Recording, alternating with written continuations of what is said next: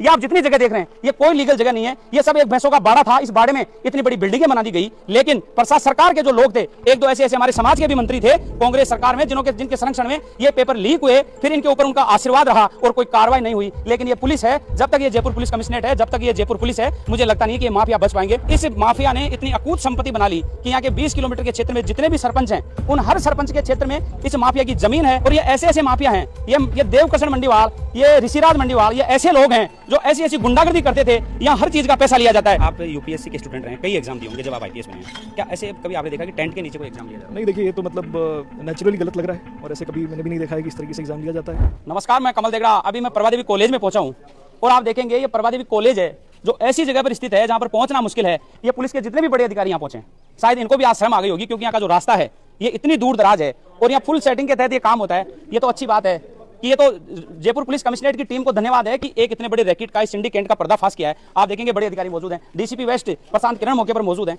जो छात्र थे, यहाँ सिटिंग थी करीब 1500 बच्चों की और यहाँ सेंटर था 2700 बच्चों का, और लगातार ये घोटाला, इतना बड़ा घोटाला किया जाता है, पेपर लीक किए जाते हैं। ये लगभग 2020 से इस माफिया ने इतनी अकूत संपत्ति बना ली कि यहाँ के 20 किलोमीटर के क्षेत्र में जितने भी सरपंच हैं, उन हर सरपंच के क्षेत्र में इस माफिया की जमीन है। लेकिन आज तक किसी ने हिम्मत नहीं की कि इस माफिया के ऊपर कोई कार्रवाई कर दी जाए। पहली बार जयपुर पुलिस कमिश्नरेट के डीसीपी प्रशांत किरण के सानिध्य में ये पहली बार इतनी बड़ी कार्रवाई हुई है जहां ये पेपर लीक माफिया आज पकड़ में आया है।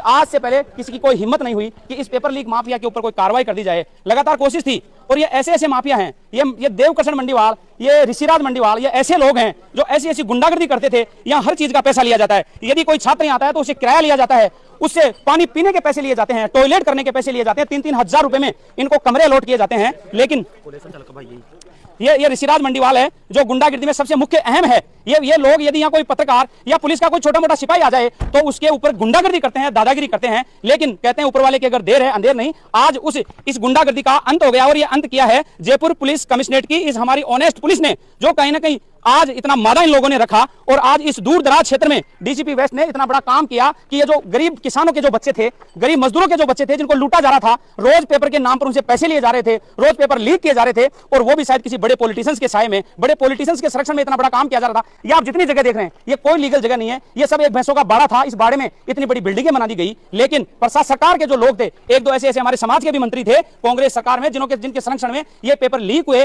फिर इनके ऊपर उनका आशीर्वाद रहा और कोई कार्रवाई नहीं हुई। लेकिन ये पुलिस है, जब तक ये जयपुर पुलिस कमिश्नरेट है, जब तक ये जयपुर पुलिस है, मुझे लगता नहीं कि ये माफिया बच पाएंगे। और मुख्यमंत्री से मैं निवेदन करूंगा, अभी मेरी बात हुई आपके पीए से, उन्होंने ये कहा है कि जीरो टॉलरेंस के ऊपर इस बिल्डिंग को भी तोड़ा जाएगा, इन माफियाओं को और गिरफ्तार किया जाएगा, पुलिस को और पावर दिया जाएगा, ताकि ऐसे ऐसे जो माफिया है ये इन गरीब किसान के बच्चों को लूट ना सके, इनसे पैसे ना ले सके। क्योंकि यहाँ इतना बड़ा धंधा किया जा रहा है, इतना बड़ा इनलीगल कारोबार किया जा रहा है।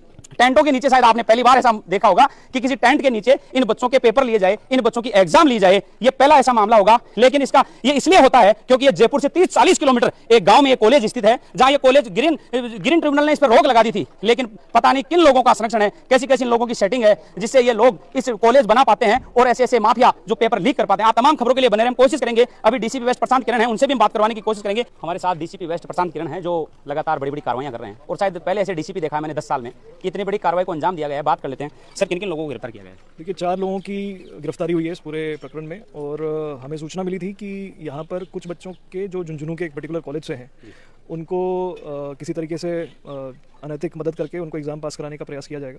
उस सूचना पर कार्रवाई करते हुए जहाँ पर सेंटर था वहाँ के जो मालिक है उसको गिरफ्तार किया गया था, उनके हेल्पर को गिरफ्तार किया गया था, और जो संबंधित झुंझुनू का जो कॉलेज था उसके जो कर्मचारी थे जो यहाँ पर इन्विजिलेटर बनना चाहते थे, उनको गिरफ्तार किया गया था।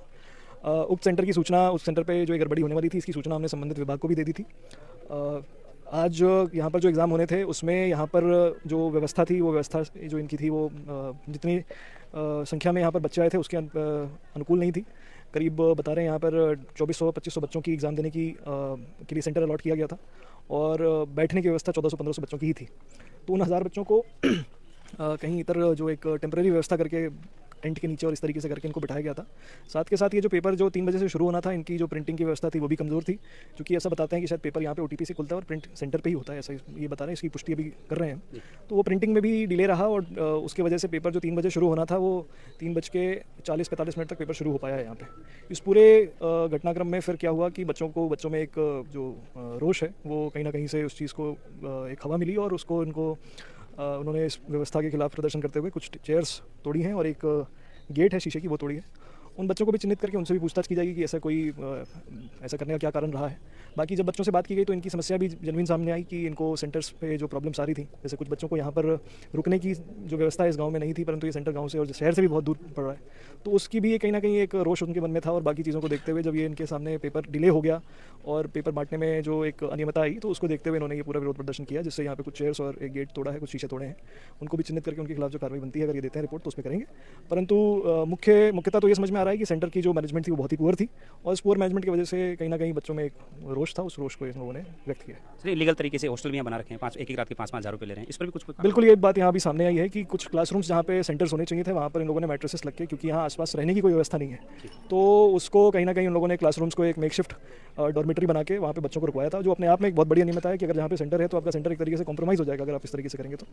और जो सेंटर ऑब्जर्वर्स काउंसिल की तरफ से आए थे उन्होंने भी ये बात बताई है कि जब उन्होंने ये अनियमितता पाई तो उन्होंने अपने अधिकारियों को इस बारे में अवगत कराया था और उन्होंने ये डिसीजन लिया कि फिर सेंटर को कैंसिल किया जाता है।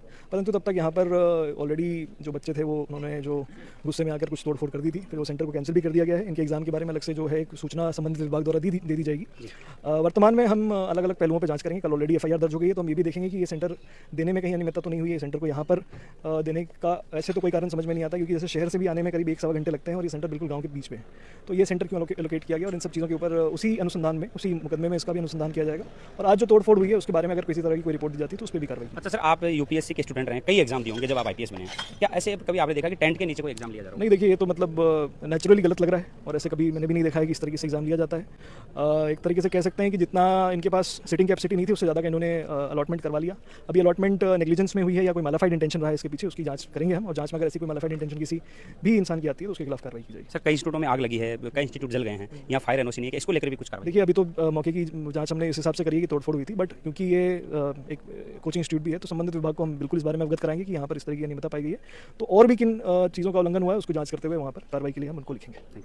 आप देखिए DCP वेस्ट प्रशांत कहना, उन्होंने बहुत अच्छी बात कही है कि वास्तविकता में यहाँ की जो स्थिति है ऐसी, क्योंकि UPSC के स्टूडेंट रहे हैं, IPS बने हैं, तो इन्होंने बहुत एग्जाम दिए होंगे कि कभी ऐसी व्यवस्थाएं नहीं होती, लेकिन ये व्यवस्थाएं उच्च लेवल से की जाती है, बड़े लोगों की मिलीभगत से की जाती है और इसीलिए यहाँ सेंटर दिए जाते हैं। वरना कितनी ऐसी सरकारी बिल्डिंग होगी, कितनी ऐसी प्राइवेट स्कूलें होंगी राजधानी के मेन सेंटर पॉइंट पर जहाँ वो खाली पड़ी है, लेकिन वहाँ सेंटर नहीं दिए जाते, और यहाँ सेंटर दे दिए जाते हैं क्योंकि ये कहीं ना कहीं बड़ी मिलीभगत को इशारा करता है, ना इसमें फायर NOC है। मुख्यमंत्री जी कहते हैं 0 टॉलरेंस पे हर इंस्टीट्यूट की, हर स्कूल की, हर उस बिल्डिंग को चेक किया जाएगा जिसमें फायर NOC होगी, लेकिन शायद यहाँ आते आते इन सभी नेताओं के और प्रशासन के शायद ये वादे और ये जिम्मेदारी शायद भूल जाते हैं, और इसका नतीजा होता है कि आम गरीब किसान और मजदूर के बच्चियाँ यहाँ लुटे जाते हैं। या इनलीगल तरीके से हॉस्टल बना रखे हैं जिनमें एक रात के 20-20 हज़ार रुपए लिए जाते हैं, जबकि सरकार चाहे और प्रशासन चाहे तो यहाँ जरूरत ही नहीं है कि ऐसी इन इनलीगल कॉलेजों में और स्कूलों में यहाँ सेंटर दिए जाए। ऐसी तमाम खबरों के लिए आप लगातार बने रहें। सहयोगी नंदलाल शर्मा के साथ कमल देगड़ा, जयपुर।